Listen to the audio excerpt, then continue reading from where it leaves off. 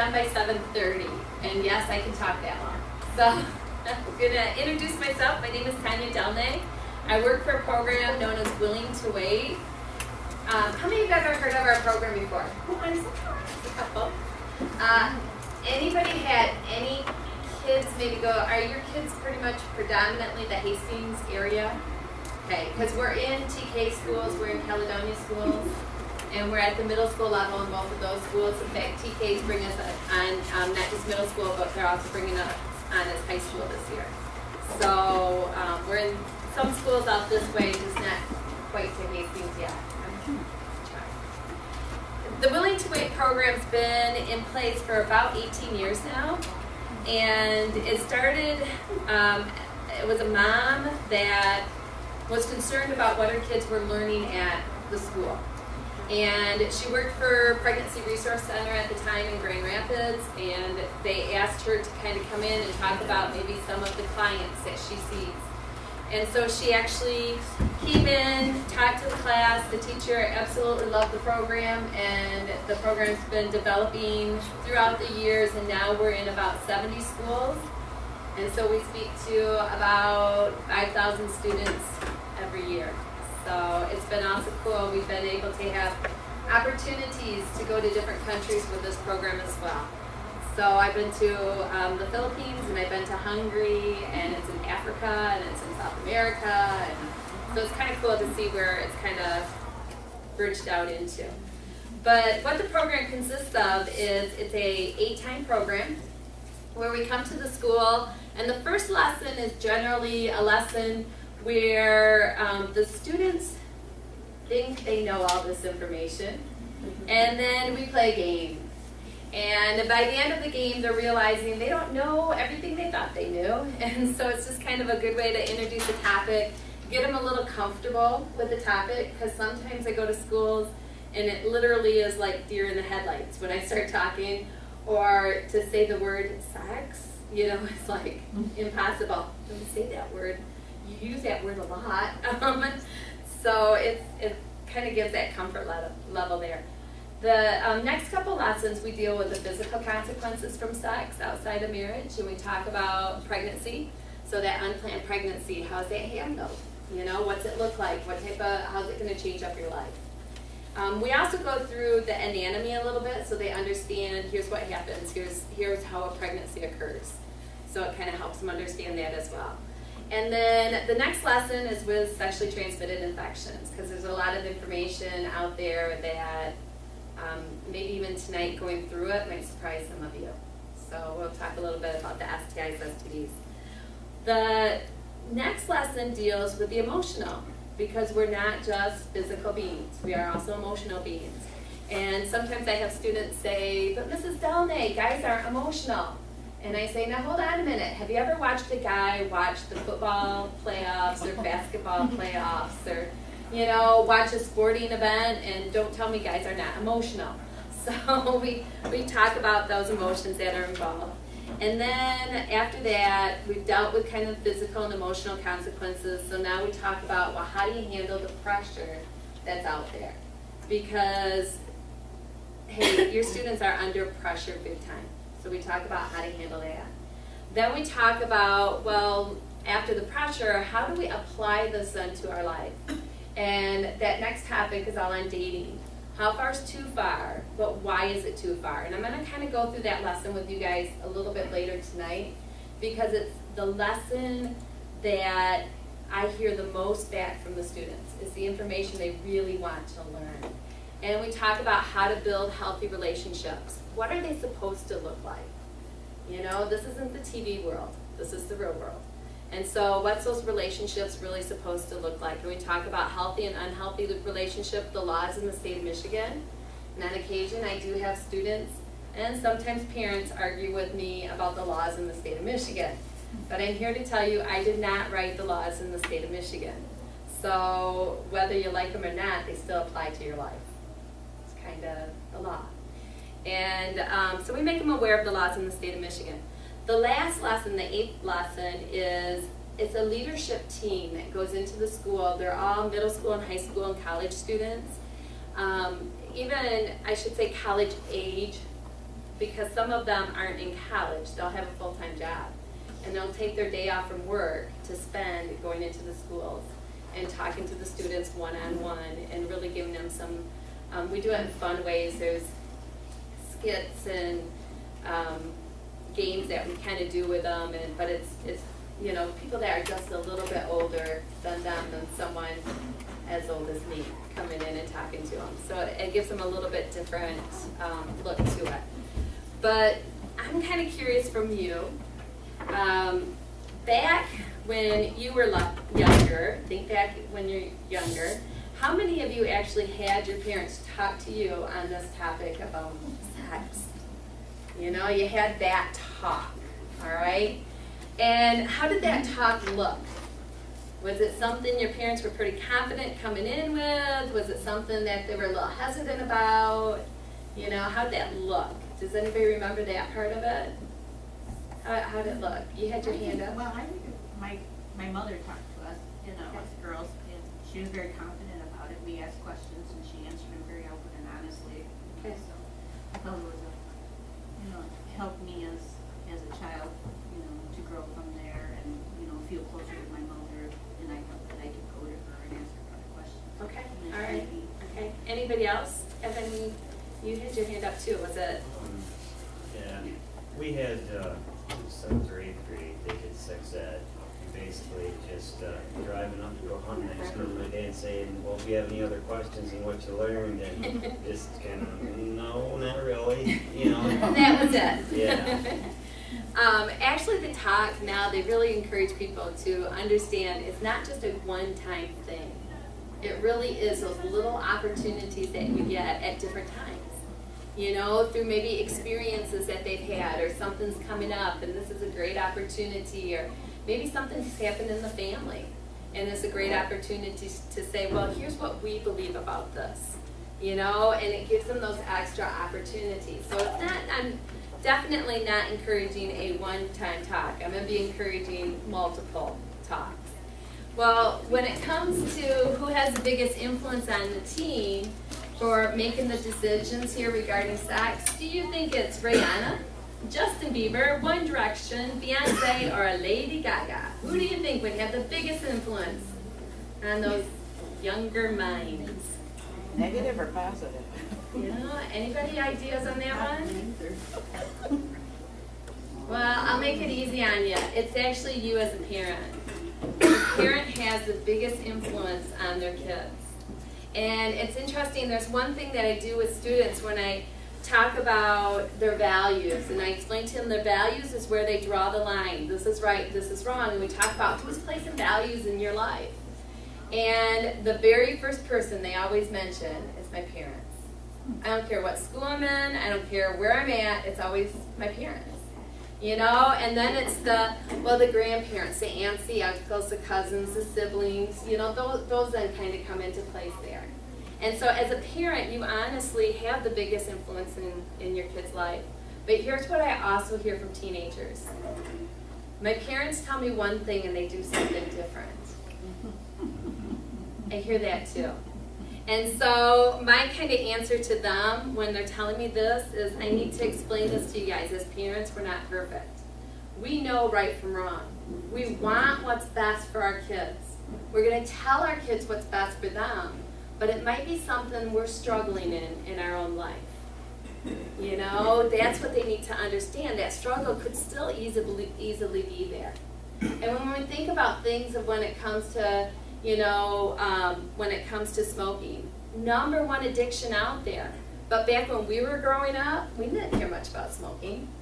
You know, I mean, they had the commercials on TV like it was something really cool. And so you get started into it, and now it's hard to quit. Well, same thing with this topic sometimes. You know, and so we talk about that part of it, that as parents, hey, sometimes we're struggling in these issues as well. But we want what's best for you guys. And we're going to tell them this is best. We know this is best. And so as a parent, you have a lot more influence in your kid's life. When it comes to media, it's only actually 2%. When it comes to the siblings, it's about 5%. Teachers is another 5%. Friends, 15%. you know, but when it comes to parents, there's that 60% right there. It's a huge influence in their life. But we think it's the friends, and we think it's the media, and we're afraid to have those talks with our kids, when in actuality they need to have the talk with us. Parents make the biggest difference. Teens who are close to the parents, who are having those conversations with their parents, are the ones that are going to wait to have sex. Because they know how their parents feel about it. Their parents are talking to them about it. They're sharing them, here's our values. Here's what we believe. You know, here's why we believe it. Not just what, but here's why. And so really teens that are getting that talk from their parents are definitely making some better decisions there. But less than 1/3 of parents have talked to their children about reasons for not having sex. Now, I told you I'm in some other school districts, and one of the things that we do when our program's done is we have a post-survey that our students do.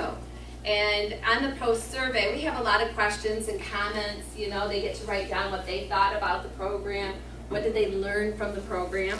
But one of the questions I have down there asks them, did they have a conversation with their parent while taking this program? Now you need to understand, our program, you need to give permission before your kids take it. That has to be given. And so the parents know that their kids are going to be a part of it. Their kids even come home and do these parent interviews like you just did, all right? And so they're totally aware of it. They know the topics, because I even have for you when we're done, they're called Straight Talk for Parents. And this is the information that we give out to parents right at the beginning of the program. And on here, it's got our lessons, our curriculums right inside it. So they know exactly what lesson we're teaching and when we're teaching it. But this is what is always interesting to me. At Thornapple Kellogg Middle School, 45% of the students indicated that they talked to their parents while taking the program. 45%. Really, that's not bad. You know, because at Craft Middle School, which is a Caledonia middle school, 40% of the students said that they talked to their parents while taking the program. Duncan Lake was a little better. That's the other middle school in Caledonia. They had 60% of the students said that they talked to their parents. But at my inner city schools, when I go to Grand Rapids Public Schools, one of those schools said 20% of the students indicated they talked to their parents while going through this program. And that's not unusual. Usually it's less than 50% will actually be talking to their kids, and they know their kids are taking the program, which it's an excellent opportunity to have those conversations.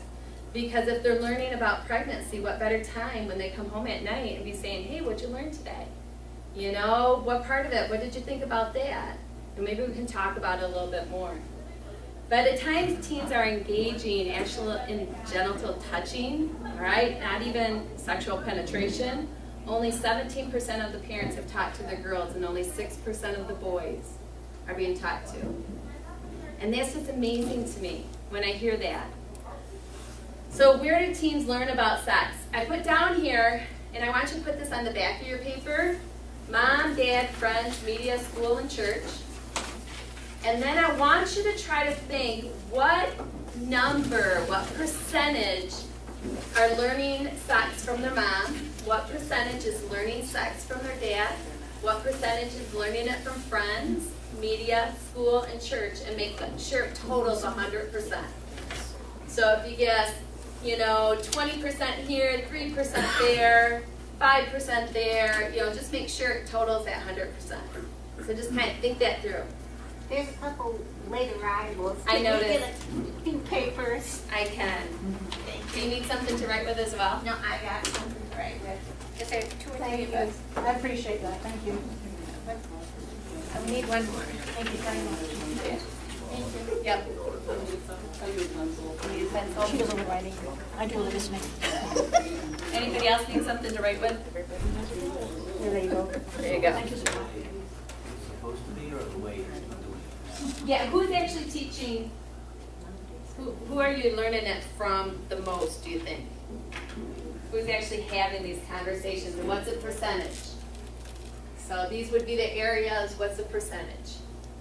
Even though the influence is coming from parents, who are they actually hearing it from?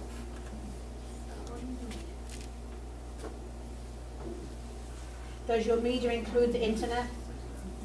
Media would be a part of that. Yeah, that's all the music, the movies, the TV shows, all those things. All right, so you got some numbers down there? All right, I'm going to tell you where it's actually coming from. How many think it's more often from mom? How many think that mom's a big influence? How about dad? How many think dad's a big influence? How about friends? How many think they're hearing it from their friends? How about media? How about school? And how about church? Okay, here's actually where it's coming from. 1% comes from the church, all right? 3% is from dad. 7% is from school. 12% is from mom. Okay, moms are doing, you know, at least we're at the 12%. Media is at 28%. Their friends are at 49%. Now think about when you were in middle school.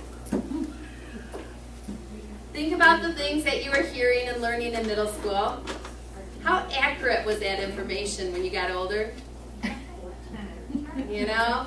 That's what I was telling some of the people that were here a little earlier. It's interesting to me how much students think they know and the rumors that they hear out there. And I tell them, I said, I'm going to be honest, so if you guys have questions, make sure you ask me the questions and we'll talk about this. And at a couple of my inner city schools, they believe if the girl was on top, she can't get pregnant. Because, you know, sperm can't go up. And so I was trying to think, how's a good way to explain this, you know, where they could get that. And I said, well, okay, how many of you have ever been down to the Grand River before? And they're like, yeah, we've been down there.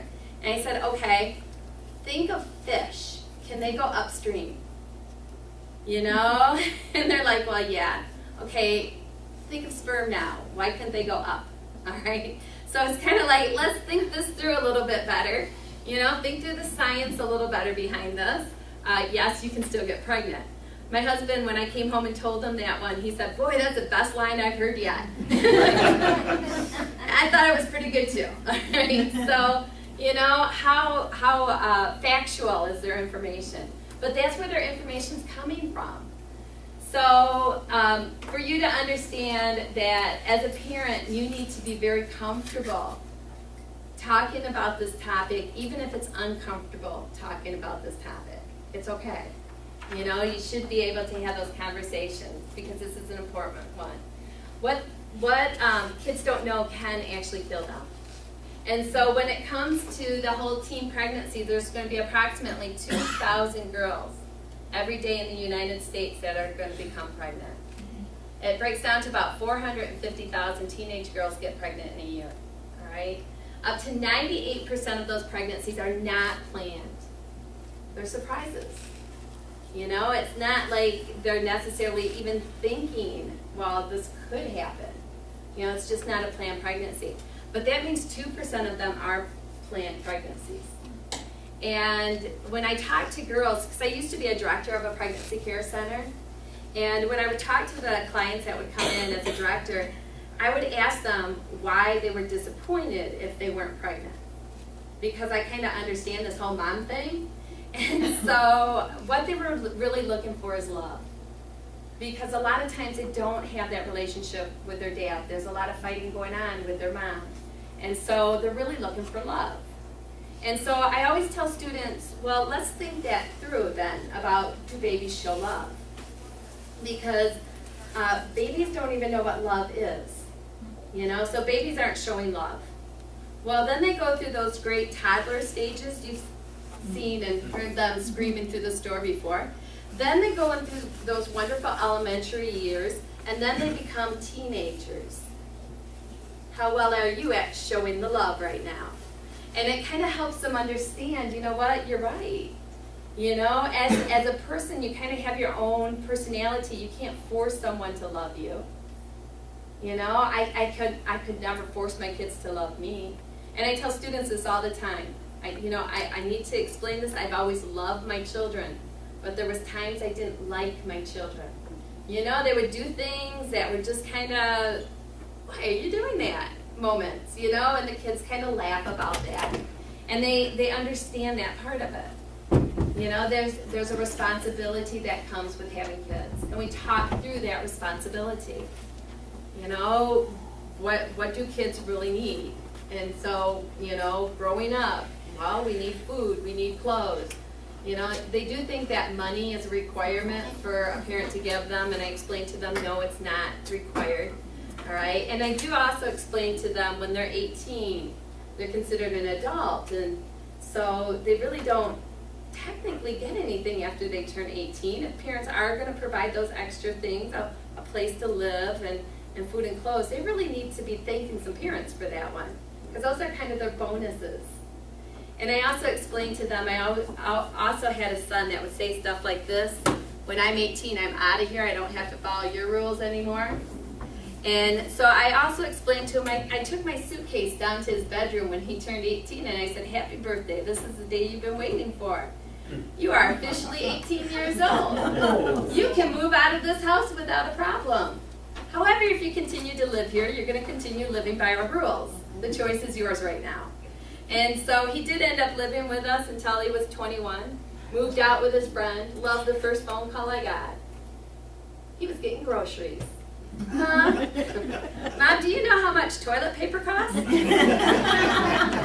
Yes, son, I know. His big game plan was he was moving in with friends, so he figured if he kept the toilet paper in his room and then bring it to the bathroom whenever he needed it, he wouldn't go through as much toilet paper. I said, that's an interesting game plan, you know. But this is also the son that I thought would move states away from me. He bought a house a mile down the road. So having kids is a lifelong commitment, and it's helping students understand it's not an 18-year commitment. It really is a lifelong commitment. My son will always be my son. I will always be his mother.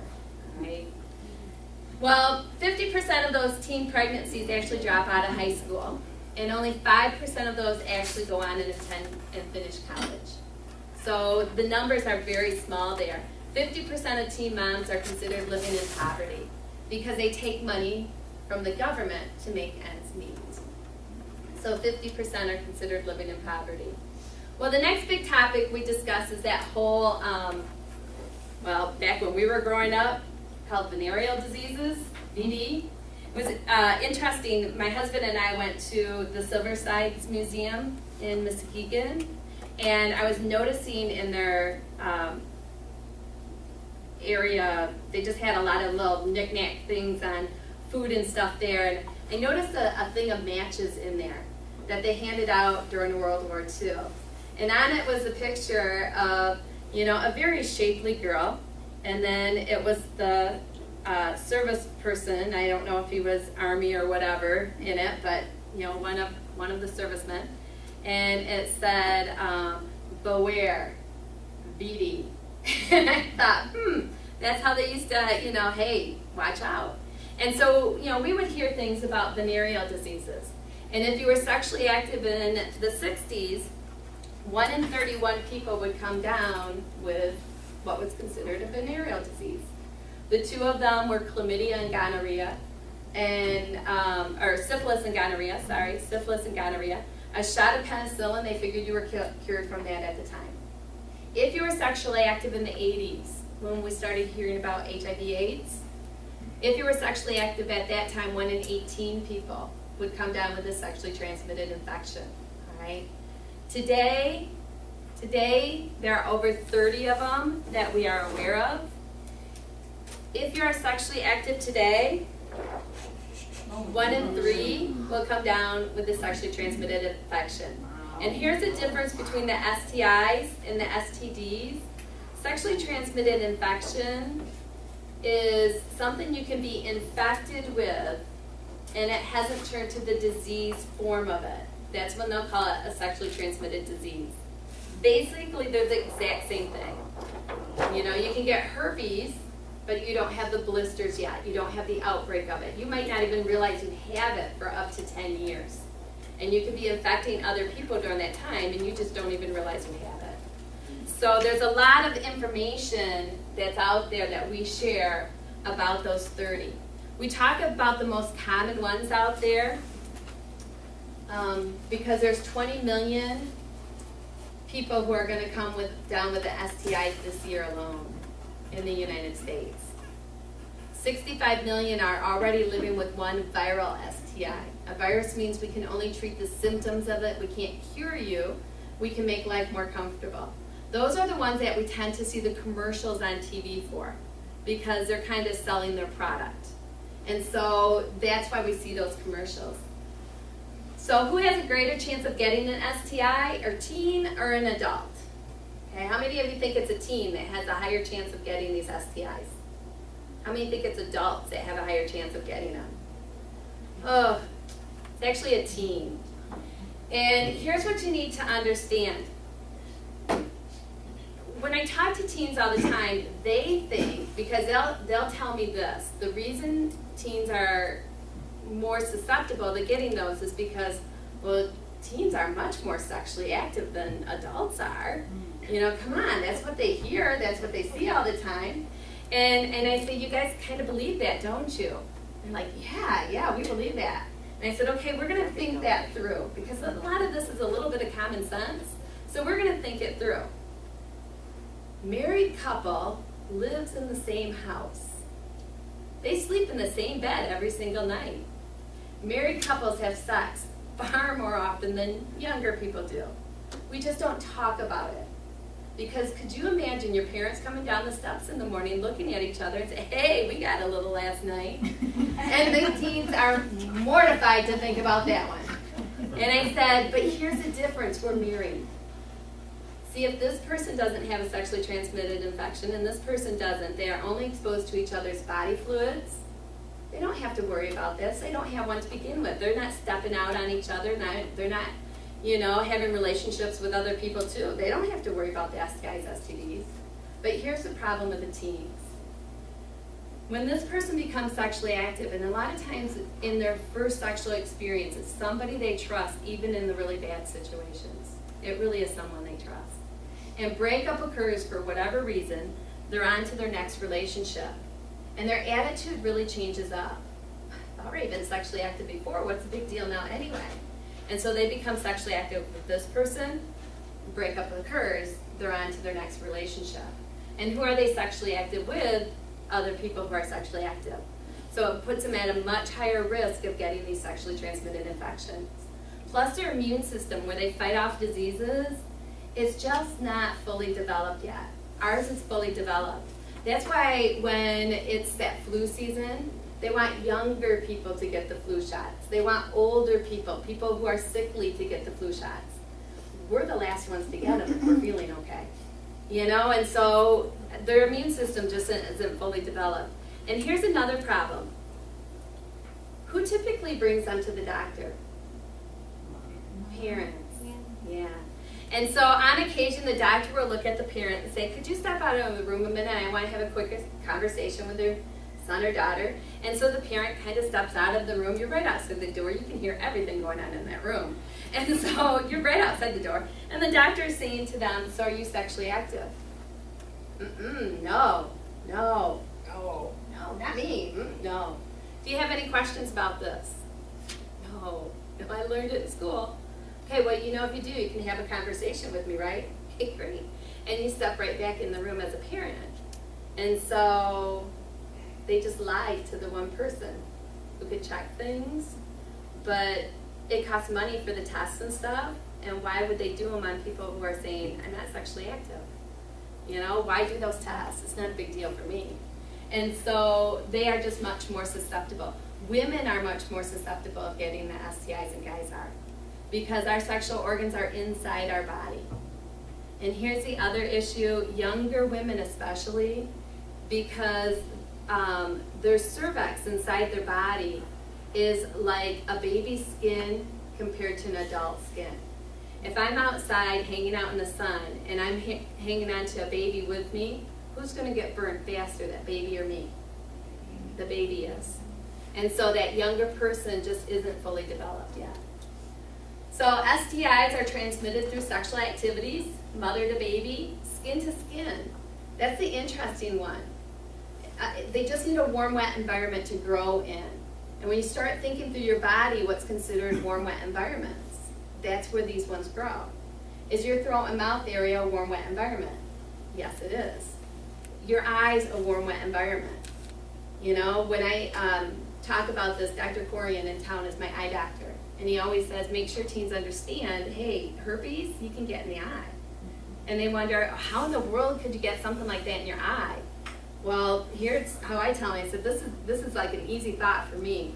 One thing my doctor always tells me is wash my hands really good first before I ever mess with my contacts. Do you honestly think I'm always washing my hands really good first before I mess with my contacts? And whatever's on my hands, I expose to my eye. And so it's just kind of thinking through that process. Infected body fluids. HIV and hepatitis are the ones that can be in the blood. And I'm not talking globs of blood, I'm talking minute little bits of it. If you start to think through, why do we see the commercials on TV that says, if you do drugs, don't share needles? How many of you have had shots before blood taken? And when you pull the needle out, can you see anything left on that needle? You can't. But yet they're putting it in the box that says contaminated. They're wearing the gloves to protect themselves. Well, it's the same thing with other needles as well. You know, whatever's left there, we do not necessarily have to see. We're not visually going to be able to see it. HIV is very minute. And so, you know, we visually won't be able to see it. There's other activities that teens, you know, tend to get a little more involved in than older people do. It's that whole body piercing and tattooing industry. And so I tell teens all the time, there's regulations out there to protect you, and one regulation says this: if you're under the age of 18, you have to have parent permission. But sometimes parents don't give permission, and they get that little rebellious spirit, and they're hanging out with their friend. And I know of teens who have done this before, you know, where they're saying, well, hey, you pierce my body, I'll pierce your body, we'll just do it the old-fashioned way. They're pulling out the ice, they're pulling out the needle. But if their friend has HIV or hepatitis and it goes from one body to the next, do they just put themselves at risk? Yeah, they do. You know, another regulation say this: they have to open the packages in front of them, showing that it's brand new needles going onto the machines. You know, when it comes to tattoos or piercings, it's those brand new earrings there. You know, all of that has to be seen in front of you. Even when we go in and get nails done, they're supposed to be sterilizing all that equipment before they even use that stuff on us. And so it's just kind of thinking through a little bit how you could put yourself at risk. Well, when it comes to oral sex, there are definitely sexually transmitted infections that are passed on through just oral sex. And I want to make sure I get this statistic right, because it's not one I share with teens, but it's one I'm going to share with you guys. It says up to 70% of 15 to 19-year-olds have tried oral sex. More than half of them still think they're virgins because it's not sexual penetration in their mind. And according to the law, oral sex is a sexual activity, all right? It definitely is a sexual activity. It's even considered penetration, so it is definitely a sexual activity. So when it comes to birth control, well, this is what's interesting to me. 1 out of 5 teens using the pill become pregnant within 6 months. But they're using the pill. We're thinking, well, that's got a small birth control rate right there, you know, it's like 0.0 whatever percent. Well, you need to understand, if you read the packages, it says it has to be taken around the same time every single day. What 2 days do teens have in a row where they're doing the same thing? You know, and so a lot of times they forget to take it, or they're taking it at a different time. Because on a school morning, they might wake up and take it at 6:30 in the morning. But now it's Saturday and Sunday. It's the weekend. And so they're sleeping until 11 o'clock and then taking it. And so that can mess up that whole, the way it's supposed to perform. And so 1 out of 5 will still get pregnant on the pill. 1 out of 5 teens using condoms get pregnant within a year. You gotta read the packages on the condoms. It's supposed to be kept in a cool, dry environment. Well, where do teens normally keep them? their pocket. How cool and dry is that place? Or they even keep it in their car, the glove compartment. What were temperatures like this winter? You know, and so it's breaking down the materials and stuff. There's an 18% failure rate with typical use of condoms. That's 18%. But I have teens argue with me all the time and say, okay, well, wait a minute, that means it works 82% of the time. I said, okay, all right, you're right, works 82%, typical use. And this is according to the CDC site, cdc.government site. You can go there and pull up these same statistics. And so they argue with me with that, and I said, let's put it in a different thought process here. We're going to help you guys understand statistics a little better. Let's say there's 100 of you, all right, easy number, and we are all going skydiving. Now, just before we jump, our instructor is now handing us the parachute and say, oh, don't worry, only 18 of you will die in this jump. Are you ready to jump? You're going, hold on a minute, wait a minute, who's the 18 who are going to die? I don't know, I know that's the statistic, okay? That's just kind of where it is.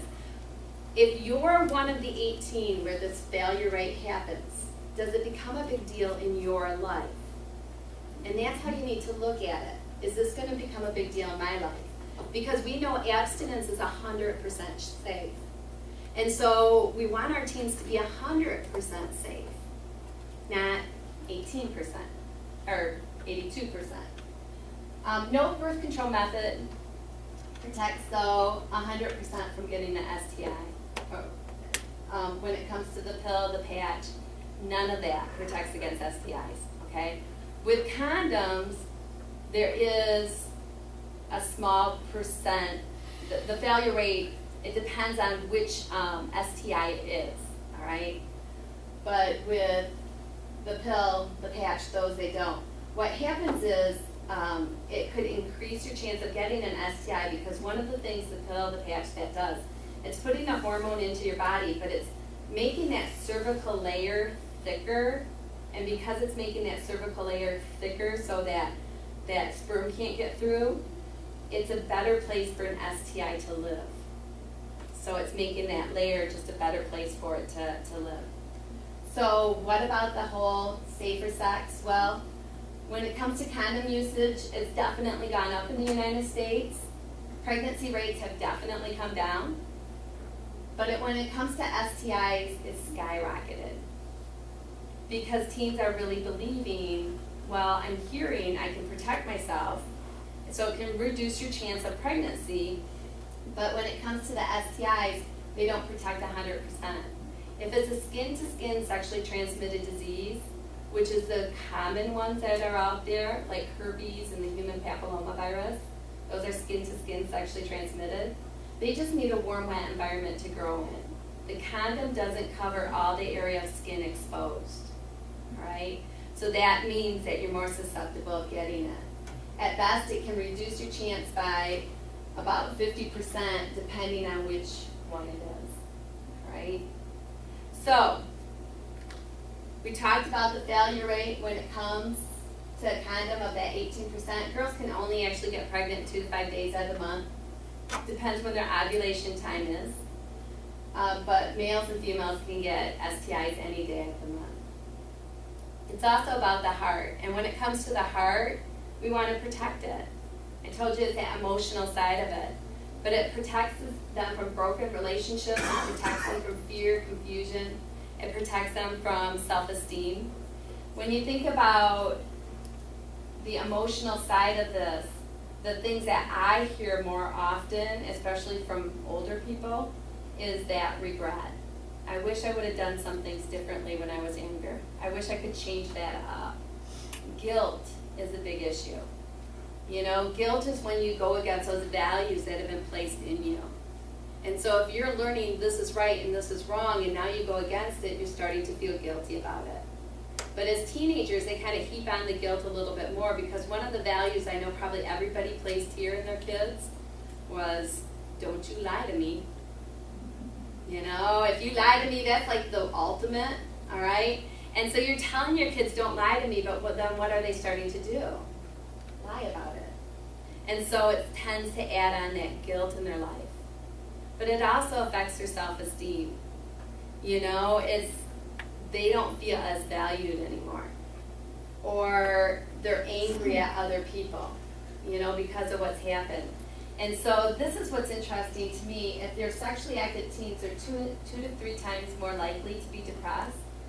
And when it comes to actually attempting suicide, they're 3 to 8 times more likely. Guys generally succeed, right? So why don't we want our kids to, you know, be drinking or smoking or doing drugs? It's because we want to protect them. Well, it's the same thing here. We know the healthiest choice is to remain abstinent until marriage. Now, I told you I'm going to kind of quickly go through one of the lessons that I think is probably the most valuable lesson, and I think this is the one that as parents is valuable for you to even learn. And it's my dating lesson, and kids love learning about dating. And so we're going to do a little pretending here a minute. I'm going to pretend you're all middle school students, all right? And so I'm going to kind of teach this lesson the way that I teach it to my middle school students, because that's generally the age I work with. So first we need to understand what a date is. So someone give me a good definition, not what you do on a date, all right? Not that. I want to know what it is. What is a date? Why do people date? So give me a good definition, somebody. Attraction.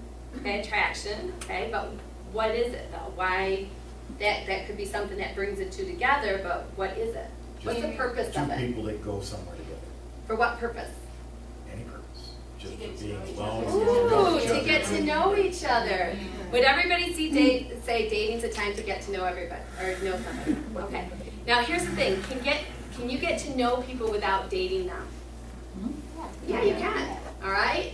You can definitely get to know people without dating them. I always tell them in the class they pretty much know everybody in the class, and they've never dated anybody in the class. So, you know, or maybe they have, but they're not dating everybody. So, but generally, it's for that purpose. So, what's the ultimate goal then? Why do you date this person and not this person? You know, what's the ultimate goal at the end of dating? Why do people date, break up? Breakups are not fun to go through, but they're willing to date another person. Hey, but what's the ultimate goal at the end?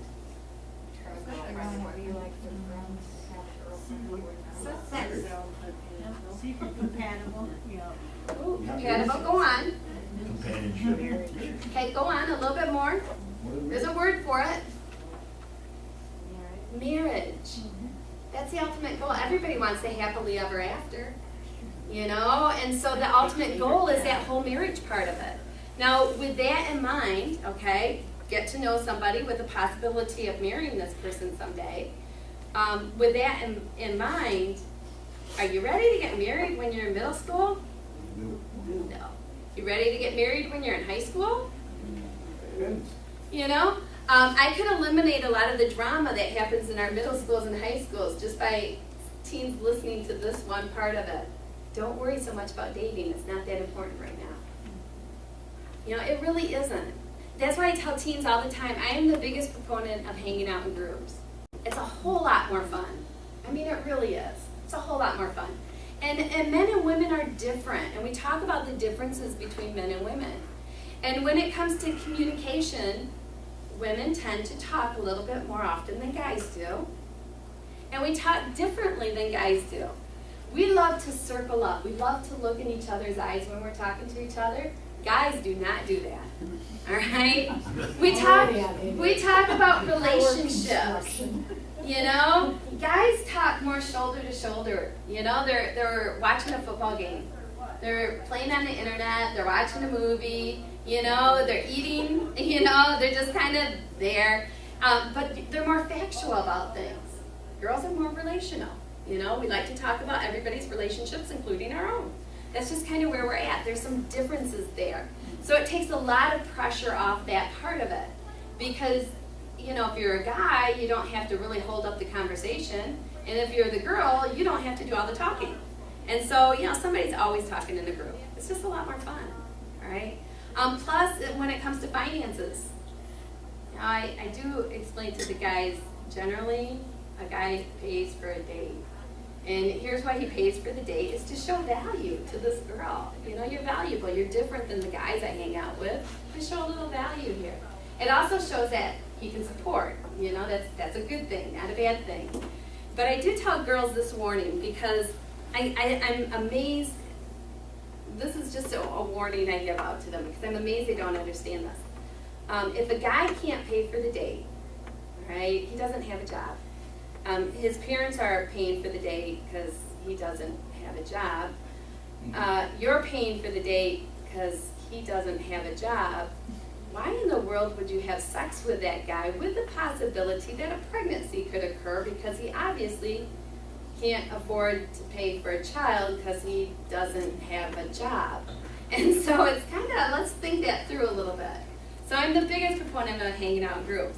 But I also know realistically, many times, students start dating when they're in middle school. They start dating in high school. And a lot of times, on those forms that you filled out, you know, where it said that age that you know, where you're thinking as a parent would be a good age to start dating, usually the forms come back with, well, around the ages of 16, 17, or 18 and maturity. You know, those are usually around the ages I hear. I do on occasion have the parent that will say, and I want to quote this one because I thought it was kind of funny. I have that occasional parent that will say,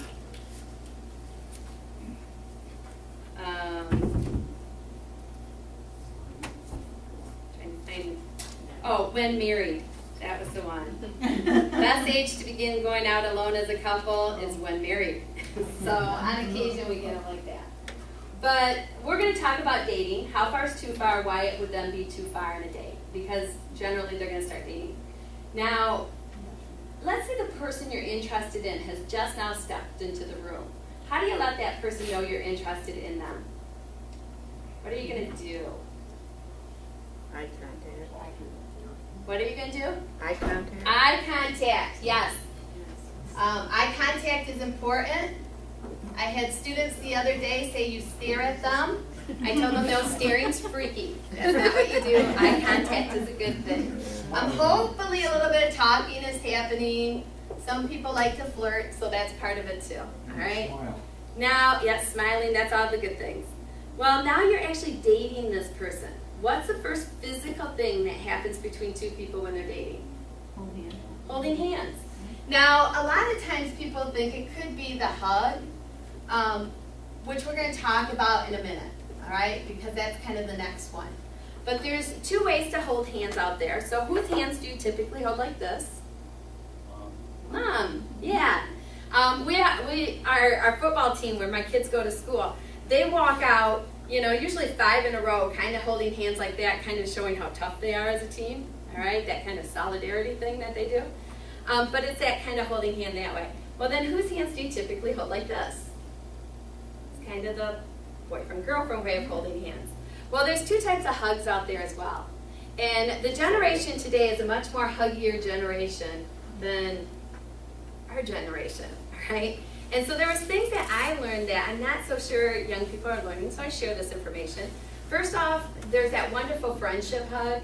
You haven't seen each other in the last 45 minutes. Oh, there's my friend. And you kind of lean into it, you pat each other on the back, and you step out. It's like you've been to a wedding and you're congratulating the bride and groom. No big deal. Congratulations, congratulations. Well, that's not really the type of hug I'm talking about. The type of hug I'm talking about here is that longer, lingering hug. You know, when you're holding someone for a longer period of time very tightly. And so, gentlemen, I explain to them all the time that when you are holding a girl very tightly, she is now starting to put her first name with your last name. Because us girls have been raised with every wonderful little princess story out there. And you're holding us in a way no one's really ever held us before, and so we're putting you in position of prince. You know, we really, as young girls think marriage, we try on a lot of guys' last names. You know, ladies, I'm here to ask you, how many last names did you try on before you married the guy you married, you know? And so we just do that. That's the way just us girls are. We want to make sure that first name sounds really good with the last name. Well, to the girls, then I explain this. When a guy is holding you very tightly, you have certain body parts that he is now totally aware of next to his body. And you might want to think through those hugs a little better. You know, just something to be aware of, all right? Well, then what could start to happen on a date? The whole kissing. Well, there's two types of kissing as well. There's that wonderful casual kiss. That's the kiss on the cheek, the kiss on the forehead, the kiss on the lips. And I always share this story with the kids because I think it's kind of funny. My husband plows snow in the winter, and usually the phone call comes about midnight, 1 o'clock, time to go out and plow. I sleep through everything. And so normally I don't realize he's gone out and plowed until the next morning. I wake up, look out the window, the truck's gone. Well, a couple years ago, we were going through some struggles in our family. I was having a hard time sleeping through the night. And I remember the phone call coming. I remember him getting ready, but you know how you're kind of half asleep, half awake? And just before he left, he gave me a kiss on the forehead and left for the rest of the night. I immediately fell asleep. So the next day, I thanked him. You know, I'm going, honey, I want to thank you for the kiss on the forehead. That was so sweet. You know, there's things bothering me, and just help me to sleep for the rest of the night. And he's looking at me like, what is she talking about now? And he said this, he goes, honey, I always give you a kiss on the forehead before I go out and plow. I have slept through a lot of casual kisses over the years. You know, it's just a sweet, innocent little kiss.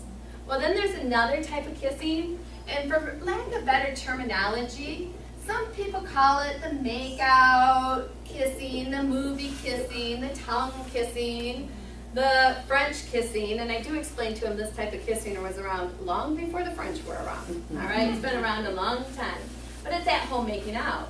Well, then other things could start to happen on that date, and hands might do a little bit of wandering. And there's touch over top of clothes in people's private areas. There's touching under the clothes, and clothes are starting to come off. And then there's all the sexual activities. Now, sometimes I have students say, Mrs. Delnay, you've missed some things on the list. I tell them, no, I haven't missed anything on the list.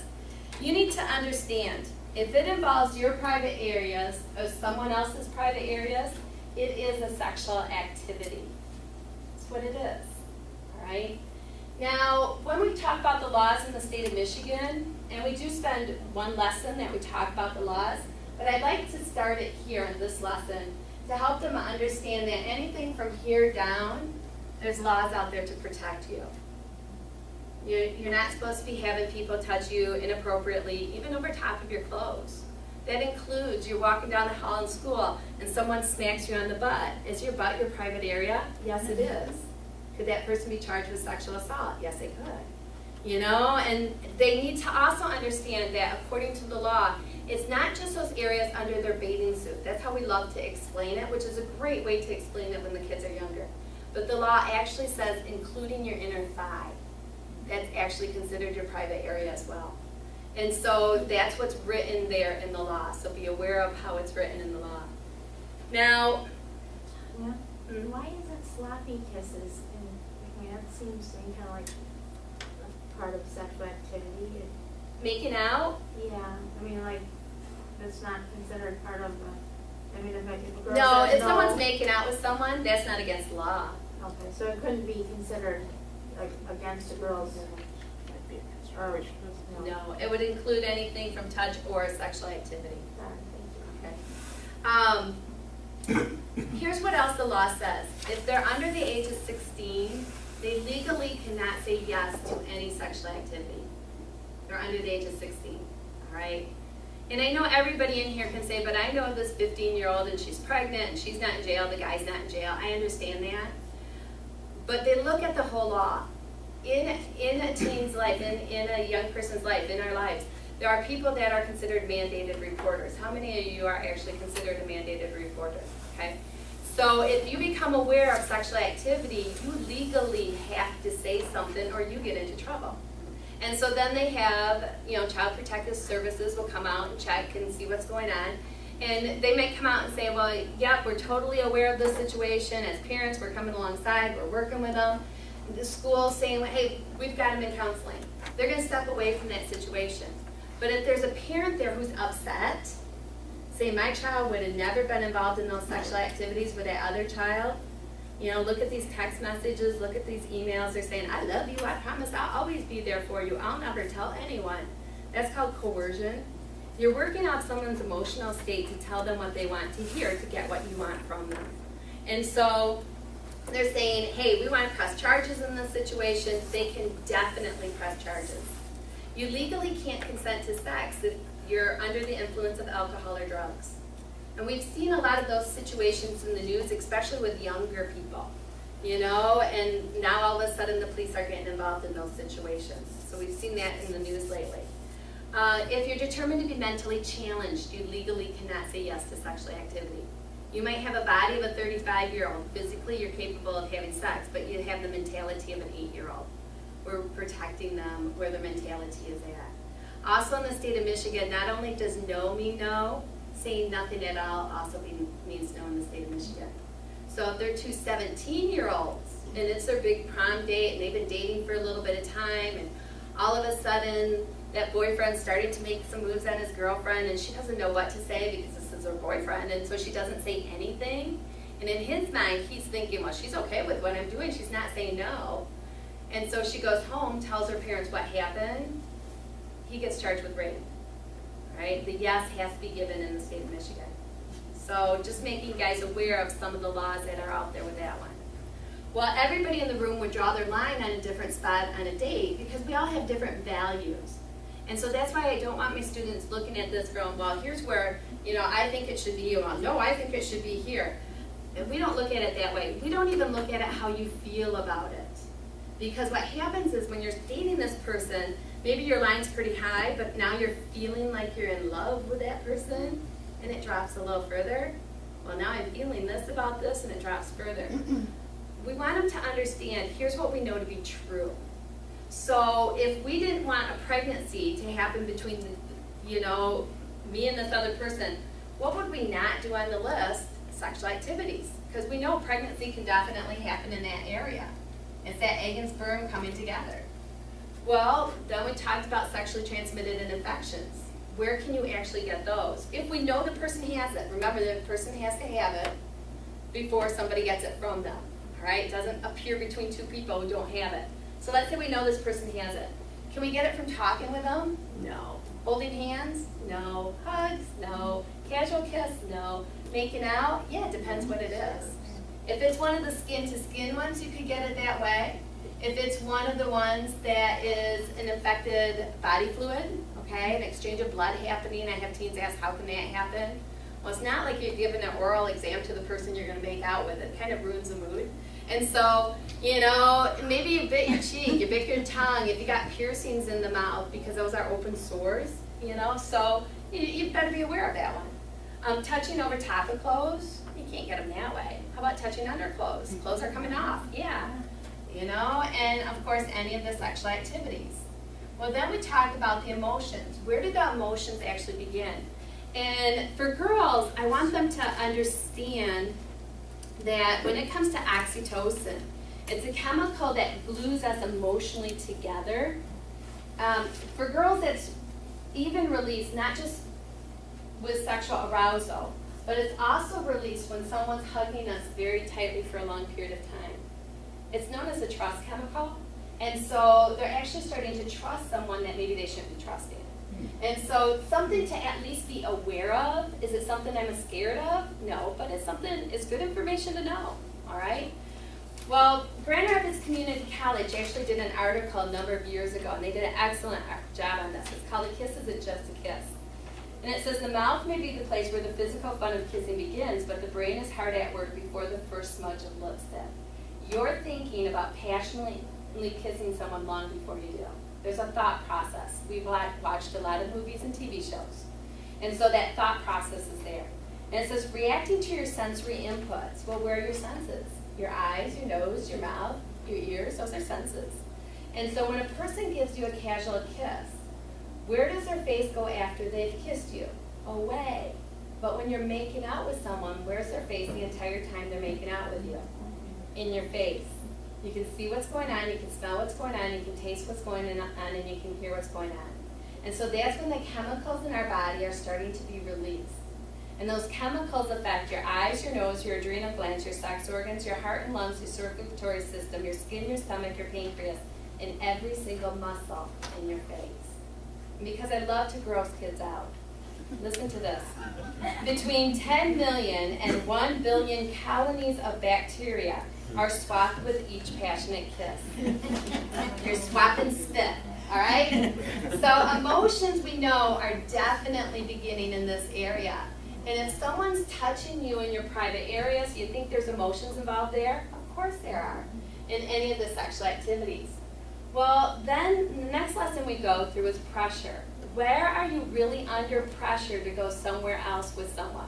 You know, to go that little bit further? Are you under pressure when you're talking to someone? No. Holding hands, sweaty palms. Hugs, tingly feelings. Casual kiss, Are you under pressure when you're starting to make out with someone to go further? Yeah. And so even my students all understand, here's where the pressure is going to begin. Are you starting to see a great spot to draw a line on a date? But that's not what we see in TV shows and movies. Because we're watching the TV show, we're watching the movie, couple meets. All of a sudden, what are they doing? They are making out. And then at least there's insinuations, if they're not showing it, hey, there's some sexual activity there. Well, you need to understand, it's a half-hour TV show, it's a 2-hour movie. They're not building real relationships. They're building a storyline. They got to get through their story. And so they jump ahead because, well, this really isn't that important, but this is more important, so we're going to jump ahead in the movie. You know, we got to get through this story. In the real world, we're building real relationships. So we need to understand, well, how's a real relationship actually built? See, in the movie, they were just getting to know each other, and all of a sudden they're way up here in physical touch. But what did they just miss? Everything else in between. Real world, real relationship, they're getting to know each other. Well, then you start to trust that person. And trust is what you think somebody is like. Is it always right? No. And so we want to encourage them, you better keep that trust level way down because, you know, this is what you're just getting to know this person. Well, then we start to rely on the person. They say they're going to be there at 3 o'clock to pick them up, great. But if they don't show up, hey, there's another way to get home, all right? And so rely needs to be way down here as well. Commit. The smallest commitment a person makes in a relationship is dating each other exclusively. That's an itty-bitty little commitment. That's not a big commitment. That's just dating the two of them. And so that's way down here. Well, then that physical touch needs to be way down here as well. Here's when everything can drum up. But here's when teens think they can actually go a little further because they've been dating this person now 6 months or a year. And so I asked them, I said, well, where do you think you are on the knowledge scale? Are you way up here? Are you in the middle? Are you kind of down lower? And here's what they always say, oh, we're halfway or above. We know that person really well. We're a halfway or above. And I said, okay, you've known each other for 1 year. I've been married to my husband for 30 years. I'm still finding out things about my husband. You know, that knowledge scale is always going to be growing. I don't work with my husband. You know, I didn't go to school with him. I didn't know him back when he was in middle school. I didn't know him when he was in high school. Our kids love to get together with my husband's friends when he was growing up.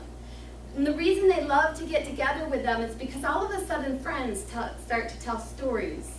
You know, and some of the stories we've heard 100 times, but on occasion, there's a story that comes out I didn't even know. And I'm going, I didn't know that happened when you were younger.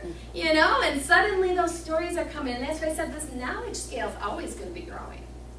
But when this can all jump up is when that big commitment is made. And the big commitment is marriage. And that's when physical touch can come up. Hopefully the person you marry, you rely on 100%. Hopefully you can trust them 100%. Otherwise, why are you even marrying that person? And so you need to understand these first 4 activities are for affection. They can be done anytime, anywhere, with anybody. They show that they care for that person. Holding the mom's hand. That football team walking out in solidarity. Is there anything inappropriate with that? No. Oh, the hug. I'm congratulating a groom.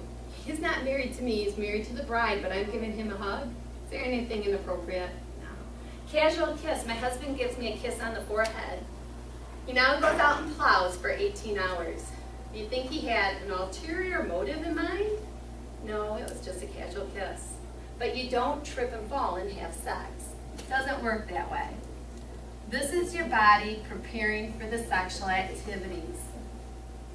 It's supposed to feel good. So we were made. And so I agree, dating is a time to get to know somebody. You can spend years up here having conversations, getting to know people. This is one activity that goes very fast into the next, into the next, into the next. There's no longer conversations going on anymore. I've yet to see in the middle of that movie where they are making out, all of a sudden they stop. So what's your favorite color? Do you like dogs? Do you like cats? You know, there's no conversations going on, right? This is for dating, this is for marriage. And then here's what I tell teens as well. How many of you want the marriages, the happily ever afters that, you know, are for years? How many of them really want that? And hands go up all over the room all the time.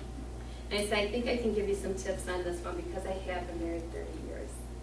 The marriages that last a lifetime are always being built up here. Dating each other, spending time with each other, building into those relationships. This is the most important part. I know everyone thinks it's the sex because that's what we see in TV and movies and the music. But really, if this is gone from a relationship, you think you still have a great relationship? Of course you can. And I have teens ask, well, how could it be gone? I can think of easy ways. My friend who had cancer a couple years ago, you know, had to go through chemotherapy and radiation, and that leaves sores on your body and stuff. And do you think she was worried about having sex with her husband during that time, or he was worried about having sex with her? My other friend was in a really bad motorcycle accident, broke her pelvic bone in a number of places. Do you think she was worried about having sex with her husband, or he was worried about having sex with her during that time? They have one of the best relationships of anybody I know. He took 3 months off from work, went down to Mary Free Bed Hospital every single day to teach his wife how to walk again. See, the marriages that last a lifetime are always being built up here. That's how important this one is. This will come. It's not that important part. This you gotta work on. This is important. The marriages that fall apart don't fall apart because of the sex. They fall apart because they kind of, you know, don't have anything in common with that person anymore. They kind of grew out of their relationship. They fell out of love. You don't fall out of love, you choose not to love. And so that's why these relationships built up here is so important. Because if you build it up here, you're never going to be embarrassed to be seen by that person again if you break up with them. You build it down here, you see them again, that's that emotional part, you're going to be embarrassed. Right? That's a part of it. So, here's what else I tell teens. I always ask them, who's the fastest runner in the class? And usually about 4 people raise their hand.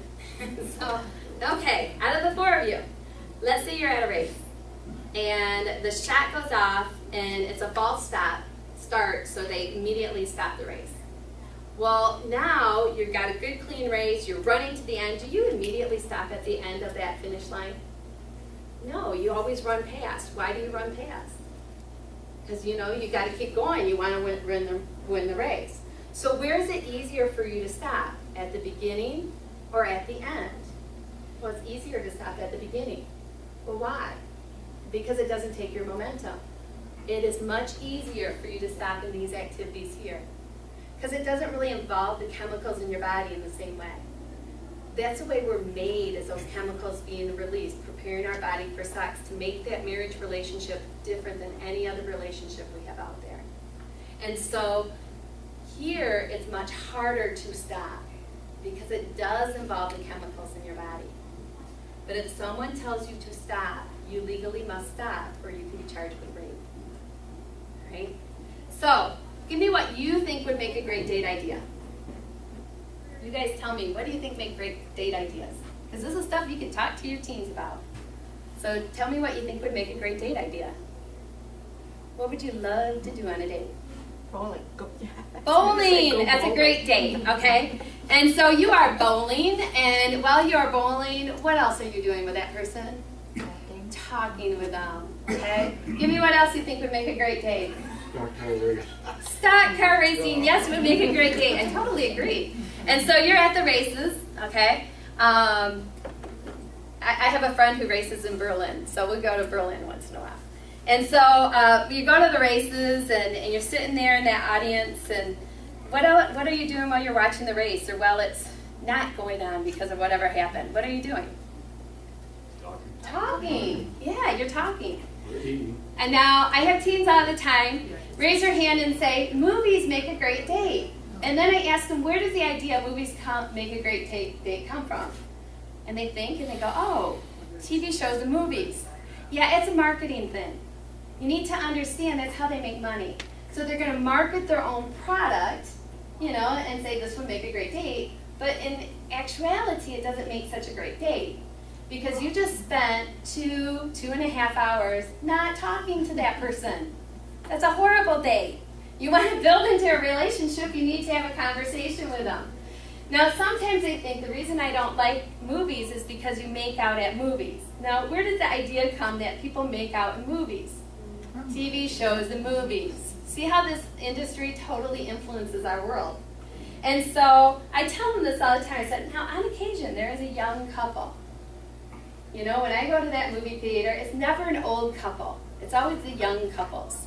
Because us older couples know this, that if I can see you, you can see me. And just because you close your eyes to make out doesn't change that fact. I can still see you. Because is it really dark in a movie theater? No. The reason it seems dark is you're concentrating on a movie, but if you're bored, can you see everybody else around you? And so on occasion, I have gone to the movies, even here, right here in town, and there'd be this young couple that has watched way too much TV or movies, and so they do start to make out. And you do not know how many times I want to tap them on the shoulder and say, hi, my name is Mrs. Delnay. I do this program called Willing to Wait. And obviously, you're not willing to wait right now. Could we have a little conversation out in the hall? And I want to pull them out in the hall, and I want to say, get a room. Why do I want to say get a room? We don't want to see it. It's for privacy. You know, and I tell them this all the time. I think my Mr. Delnay is a pretty good-looking man. And so if he was here in the classroom right now, and we started making out in front of you, would you want to see that? And they're like totally grossed out. Absolutely not. And I said, well, what makes you think we want to see it happening in the halls at school? It's for privacy. I don't want to see it happening on the bus. I don't want to see it happening under the bleacher. I don't want to see it waiting in line at Cedar Point. Now, come on, what's with that? You know, it's for privacy. But here's where I get a little confused. If I honestly took my big bowl of popcorn and I sat outside my neighbor's big front window, and I'm watching everything going on inside their house when I'm eating my big bowl of popcorn, what would I be called? Stalker, pervert, few other things. Could I be arrested for that? Yeah, I could. But we don't think of ourselves in that way when we're watching that type of stuff on TV shows and movies. You know? Yeah.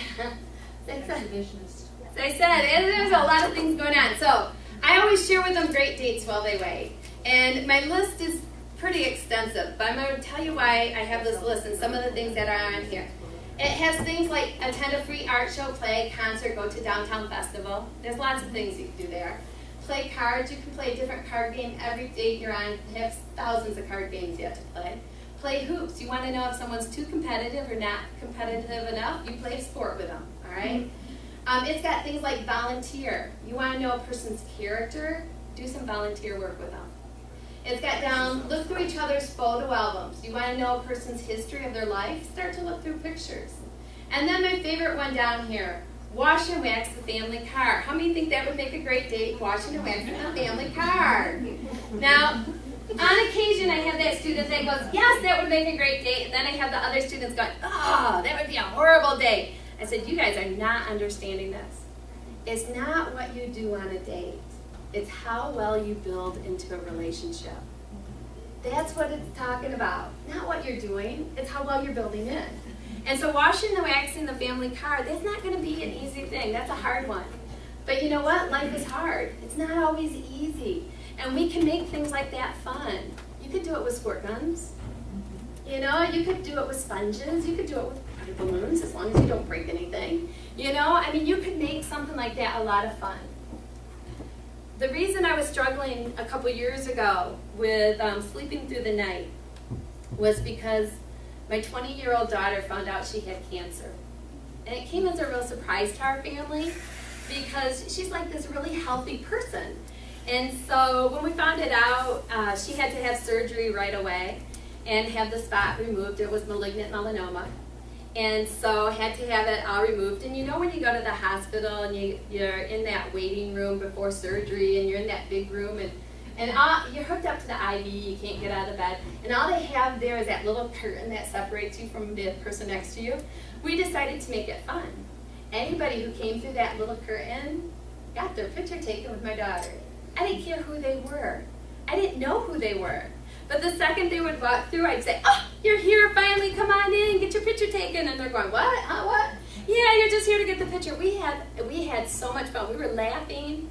I mean, it was the people that were taking out the garbage we were taking pictures of. It didn't matter. And we were just making it fun. Well, sometimes you gotta make things fun. One of the things we did with our family that year for Christmas is we bought everybody in our family the same Christmas gift. And you need to understand, I have 4 adult children, all right? And each one of them were either married or dating somebody at the time. And then my husband, myself. So I had to buy 10 of these, but it's the best investment I made, all right? And so I handed everybody out this gift at the end of the night, and I said, "Okay, we're gonna open this together all at the same time." And they're looking at me like, "Oh, Mom's lost it this time." "Oh, no, just trust me."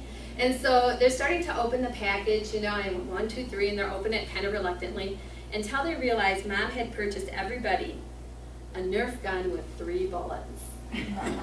And so they're immediately ripping it out of the package, shooting each other. Now, I thought I taught my boys better than this, but I found out that night I didn't. I thought I taught my boys, you protect the girls at all costs, okay? It became a gender war. But we were having a riot doing this.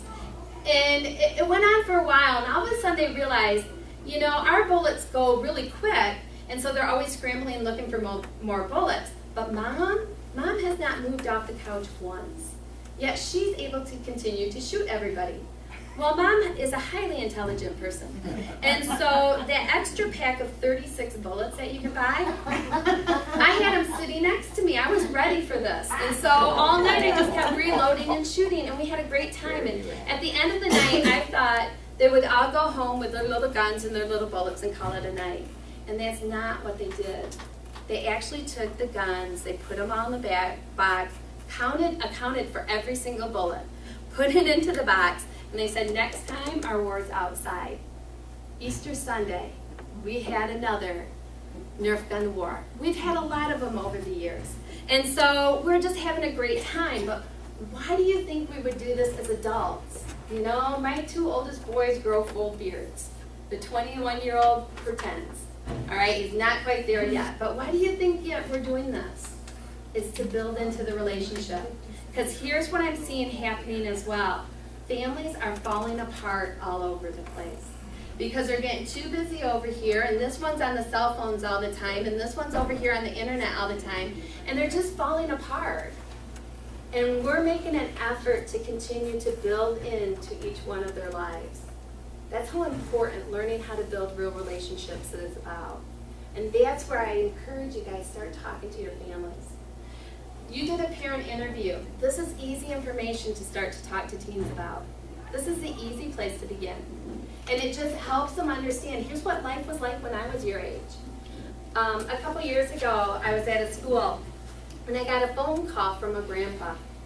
And I didn't know this student situation until that day, but he called me up and he said, "I want to thank you for that parent interview."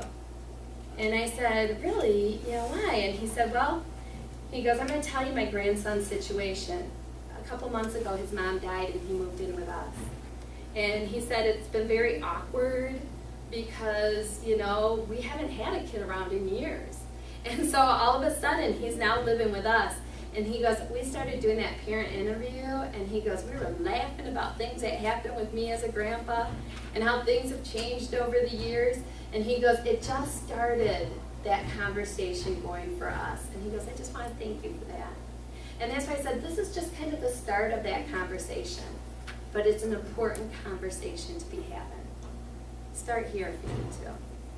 In our books, there's a lot more information in here. There's information on a lot of the facts I went through, but it's also about the talk, what it kind of, you need to have that talk, 15 ways to protect your kids. It talks about the adolescent brain and how the adolescent brain is actually different than the adult brain. So it helps you understand them a little bit. Different scenarios that you can use to help teach them on this topic. How to love your teen well. And then there's this wonderful thing known as a cell phone contract. If you're paying for it, it is not their cell phone. All right? It is your cell phone. And so you have every right to put some restrictions on that cell phone. And with the whole sexting issue, I think it's important we start to do that. All right? There's some big consequences that have been happening, and I know just in your paper a while back there was a huge article on sexting because I made a copy of it and I'm sharing it with teachers. So I think it was in the Sunday News, it might have been in the Reminder as well. So there was a big article just a while back. Now, any questions, comments? Did I answer these about how to get boys to talk without being forced? Make it fun. All right? Anything fun they'll talk about. Go to a Whitecaps game. As you're driving, have a conversation. Well, you're sitting there, have a conversation. They'll talk. Negative side effects of sex too early, we kind of talked about that. How to explain questions on drugs and sex. Hopefully I explained that. If you have any extra questions, ask me later. And how to make the kids at ease and not shy about the talk. They might seem shy at the beginning, but once you get going, they're fine. All right? They usually start talking. So any other questions, comments, concerns? All right, I have these books. If you want them, you are welcome to have them. Make sure you fill out the post-series survey.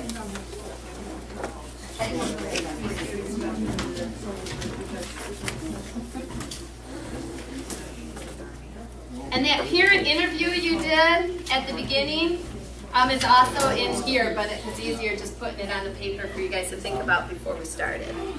So you'll see it in here too. Pardon? Oh, yeah. Yep. Do you need one too? You got one. I usually just put them in the middle. There you go. No, I'm going to give you my cell phone. I know I have a question. Hey, it's always good to see you. It's supposed to come to me. Boy, I'm telling you, we never even went to the house during the year. There is. Oh, There's a breaking, whole lot of us. breaking, a QVC Well, call. it's a lot of And so they're coming in. Oh, I'll be so glad. They just can't do anything anymore. they get them up We here. spent most of his time in bed the other time, trying to figure out a way not to get out of bed. You know, Her husband's a it's lawyer. just, The lawyer. I told him if he wants those legs to work, he's gonna have to get up out of there. But he also has a place like there's on 44th Street. Well, I'll see you at the mall, I'm sure.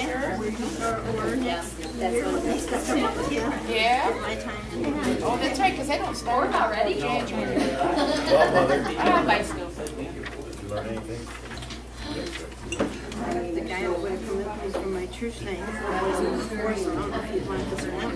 Now I'm in trouble, you can never talk now. I could give him. It's always nice to have the information. I know. So that you both know what. Bless you, honey. Good to see you. Take care. You're with us. Three of them out there. Didn't make it any better as far as statistics. No. I have a few too. Okay, I will grab them. Yeah, yeah. Yep, okay. I'll ask you about this. Yep. Yeah. Here, pencils out. Pens are not. I know pens are not. I know pencils are.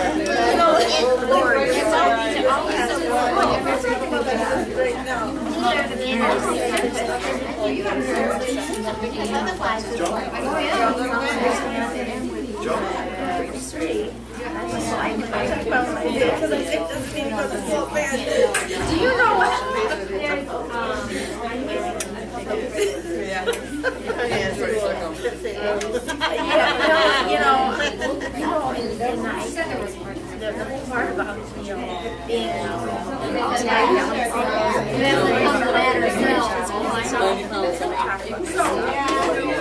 She wants to be down to 90. I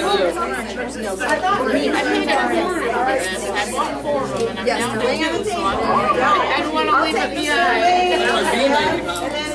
Let's go every day. They actually send them to, like, when I was there, like, they sent us to see, like, Okay, so she's doing that. never heard anything more about it. So, but I do know that, Oh there's that. dear, well hopefully you So ready to be recover free quickly. going into 7th grade. And I'm like, I don't know who's doing it. Dawn, maybe? Because Was Dawn it's doing really it? part of the religious life. I understand. When I was little, it was. It was part of, it was just something you did.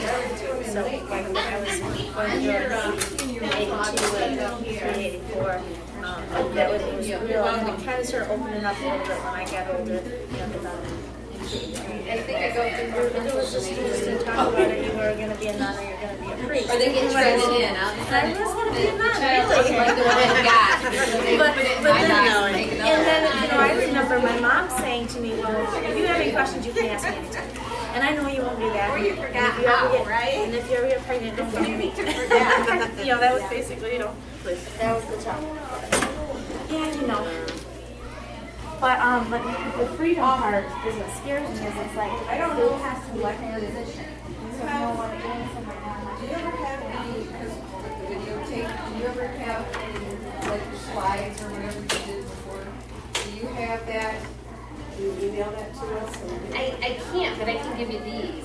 Yeah. Some of the books. Okay, we can't, we can't use them first, because we do, just to make sure we watch the Only because it's there's more on there, like I hide screens and stuff. Yeah. So that's why I guess I wouldn't feel doing that. It's part of the program without actually calling Intuition the Truth. Right. And we take it into churches. So there's like a whole lot of stuff on there. Okay. And I don't hear it. Well, maybe they caught it and. Yeah, well, she set it up so that she could. Okay, okay. All right, that's good, because that would get us the extra stuff we need for if they I think she come was and more borrow concerned it. about me moving around than. Oh, well, you know, because I don't know who was recording. Was it Dawn? Did she have on that? Yeah. You know. As far as I know, yes. Boy, this is coming out really bad. Oh, no, well, I don't know if it's still, I don't have my glasses on. I don't know if it's still recording or not.